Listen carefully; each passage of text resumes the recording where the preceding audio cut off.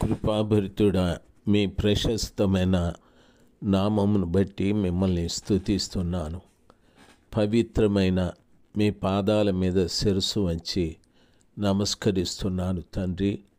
నేనును నాతో పాటు వాక్యం వింటున్న బిడ్డలందరి విషయమై మొరపెట్టుకుంటున్నాను తండ్రి.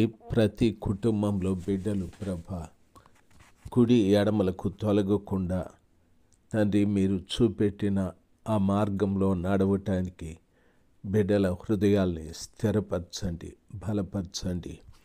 లోకంలో ఎన్నో తప్పుడు సందేశాలు వినిపిస్తూ ఉన్నాయి. వక్రమమైన బోధ తండ్రి, కల్పనా కథలు, ప్రజలు తమకిష్టమైన బోధకుల్ని ఈ రీతిగా ఎంతోమంది అద్భుతాల పేరిట ప్రజలను చాలా మట్టుకు తమ వైపు నా తండ్రి ఆకర్షించుకుంటున్న వ్యక్తులు తండ్రి, అద్భుతముల ద్వారా మనిషికి ఆత్మీయమైన ప్రయోజనం లేదని ప్రజలు తెలుసుకోనివ్వండి ప్రభా. మీ బిడ్డల్ని మీరు బలపరచండి. మీ కృప వారి మీద ఉంచి వారిని నడిపించండి. మీ యొక్క బాహుబలము చేత ప్రతి వారిని కూడా ఈ పనికిరాని కార్యాల నుండి విడిపించి మీ మార్గాల్లో నడుచుటకు మీరు కృపదయ చేయమని యేసు ప్రభుల వారి నామంలో ప్రార్థిస్తున్నాను తండ్రి.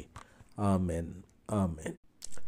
ఆగస్టు మాసం 26వ తారీఖు 2024 సోమవారం. 2వ రాసుల గ్రంథము 22వ అధ్యాయము 2వ వచనాన్నే చదువుతున్నాను. అతడు యెహోవా దృష్టికి యథార్థముగా నడుచుచు కుడి ఎడమలకు తిరగక తన పితరుడగు దావీదు చూపిన ప్రవర్తనకు సరిగా ప్రవర్తించెను అని వాక్యము సెలవిస్తుంది. యోషియా ఆయన తన పితరుడగు దావీదు ప్రవర్తనకు తగిన రీతిగా ఆయన ప్రవర్తించాడని వాక్యము సెలవిస్తుంది. కుడి ఎడమలకు తొలగకుండా ఈ రోజున ప్రభు బిడ్డలైనటువంటి మనము జాగ్రత్తగా ఆలోచించాలి. నేను ప్రభుని నమ్ముకొన్నాను అని అంటున్న ప్రతి బిడ్డకు నా మనవి, ప్రభుని నమ్మిన ప్రతి బిడ్డ ప్రభు వైపే చూడాలి.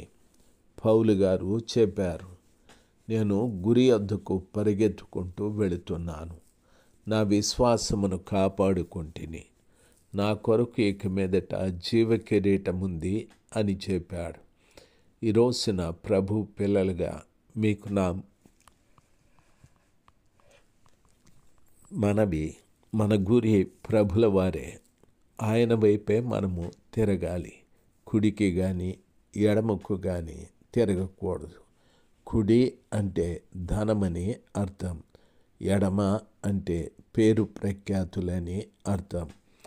ప్రభుని నమ్ముకున్న బిడ్డలు ఎప్పుడు కూడా ధనం వైపు, పేరు ప్రఖ్యాతుల వైపు మనము తిరగకూడదు.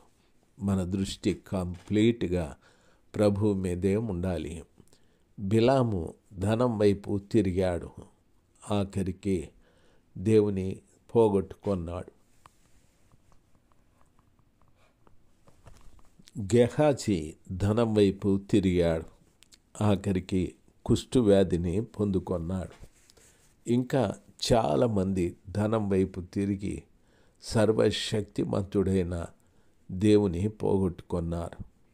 కొంతమంది ఘనత కొరకు, ప్రభావం కొరకు తిరిగారు.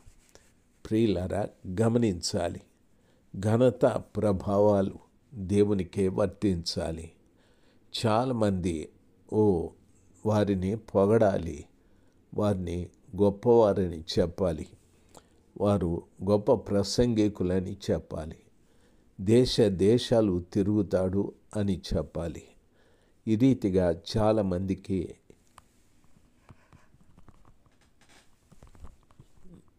పొగడ్తలంటే, గొప్ప వారిని పొగడడం అంటే చాలా ఇష్టం. దయచేసి ఆ రీతిగా కాదు. మన జీవితంలో దేవునికే మహిమ కలుగు రీతిగా ప్రతి పని చేయాలి. నన్ను బాగా గమనించాలి. దేవుని పిల్లలుగా మీకు నా మనవి, నీవు ప్రభుని చూస్తూ నడుస్తున్నావా, లేక కుడికి కానీ ఎడమకు కానీ తిరిగావా? ఆలోచన చేయి.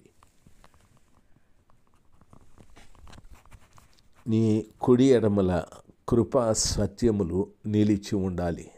అంతే, నీవు గురి వద్దకు పరిగెత్తుకుంటూ వెళ్ళాలి. ఈ మధ్యలో నీ విశ్వాసాన్ని కాపాడుకోవాలి. నీ విశ్వాసము పాడు కాకూడదు. నీ విశ్వాసాన్ని జాగ్రత్తగా కాపాడుకుంటూ గురి అయిన ప్రభు దగ్గరికి వెళ్ళాలి. వాక్యం ఆ రీతిగా సెలవిస్తుంది. ప్రవర్తన చాలా ప్రాముఖ్యం. యేసు ప్రభు రక్తంతో కడగబడిన ప్రతి బిడ్డ ప్రవర్తన బాగుండాలి. ప్రభుల వారు నీ అందాన్ని చూసి ఆయన నిన్ను పెళ్లి భార్యగా స్వీకరించాడు. విద్య, ఉద్యోగము, సంపాదన వీటిని చూసి కాదు, ప్రవర్తనను చూసి ఆయన నిన్ను పెళ్లి భార్యగా స్వీకరిస్తాడు. పరమగీతాలు 7వ అధ్యాయంలో చదువుకుంటే వాక్యం ఈ రీతిగా సెలవిస్తుంది. రాజకుమార పుత్రిక, నీ పాదరక్షలతో ఎంత అందంగా నడుచుచున్నావు అని అన్నాడు. ఆ వాక్యమును విడదీసి మాట్లాడితే రాజకుమారుడు అని రాజు ఉన్నారు, ఆయన తండ్రి అయిన దేవుడు. కుమారుడు యేసుప్రభుల వారు, ఆయన కుమార్తె సంఘము. రాజకుమార పుత్రిక, నీ పాదరక్షలతో ఎంత అందంగా నడుచుచున్నావు అనగా సంఘం యొక్క ప్రవర్తనను బట్టి ప్రభు సంఘం యొక్క అందం చూస్తూ ఉన్నాడు. ఒక విశ్వాసి తన ప్రవర్తనే దేవుని దృష్టిలో అందమని ఎరగాలి. ఒక విశ్వాసి జీవితంలో శారీరకంగా అందాన్ని సంపాదించుకోవడం కాదు, అందం కోసం చాలామంది ఎన్నో తాపత్రతలు పడుతూ ఉంటారు. నల్లగొన్నవారు తెల్లగా కావాలని, తెల్ల జుట్టు వారు నల్ల జుట్టు కావాలని, తరువాత ముసలితనంతో ముఖము ఒకవేళ సింక్ అయినప్పుడు దానికి మేకప్ వేసుకొని ఏదో ముఖము బాగుండేటట్టు అందరికీ కనిపించాలని అందం కోసం చాలామంది ప్రయాసపడతారు. అందం కోసం ఖరీదైన దుస్తులు ధరిస్తారు. ప్రియులారా, గమనించాలి.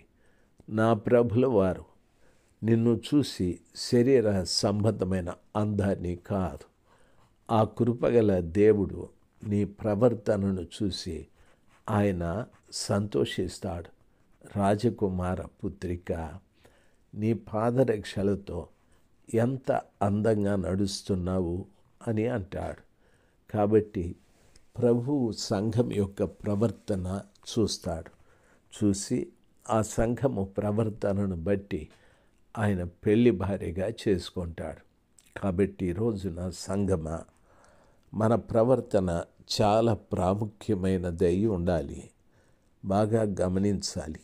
నీ మాట, నీ చూపు, నీ ఆలోచనలు, నీ హృదయ తలంపులు, నీ ప్రవర్తన ప్రతి ఒక్కటి ప్రవర్తన కిందికి వస్తుంది. ఈ రీతిగా దేవుని పిల్లలు మనము మంచి ప్రవర్తన కలిగి ప్రభు దగ్గరికి వెళదాం.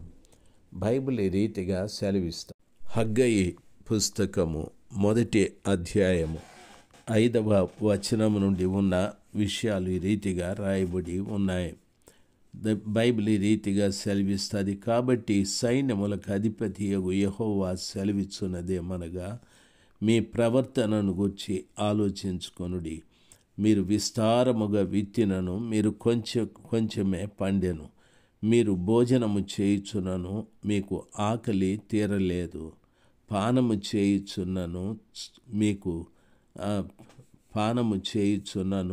మీకు దాహము తీరక ఉన్నది.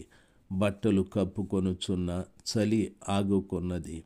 పనివారు కష్టము చేసి జీతము సంపాదించుకొనినను జీతము చిరిగిపోయిన సంచిలో వేసినట్టుగా ఉన్నది.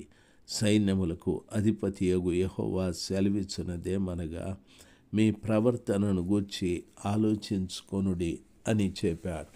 ప్రవర్తన అనేది ఎంత గొప్పదో బాగా వినాలి. నువ్వు మంచి ప్రవర్తన ప్రవర్తిస్తే బైబిల్ సెలవిస్తుంది, నువ్వు విస్తారంగా విత్తుతావు కానీ కొంచెమే పండుతుందని. ప్రవర్తన బాగుంటే ఖచ్చితంగా నీ పంట అధికమవుతుంది. నువ్వు భుజించిన ఆకలి తీరదు, త్రాగిన దప్పిక తీరదు, కష్టపడి సంపాదించిన ఆ సంపాదన చిరిగిపోయిన సంచిలో వేసినట్లుంది. సైన్యములకు అధిపతియగు యెహోవా సెలవిచ్చినదేమనగా, నీ ప్రవర్తన జాగ్రత్తగా ఆలోచించుకోమన్నాడు. కాబట్టి ప్రభు పిల్లలైన మనము మంచి ప్రవర్తన కలిగి జీవించాలి. మన ప్రవర్తన సర్వశక్తిమంతుడైన దేవునికి అంగీకారంగా ఉండాలి.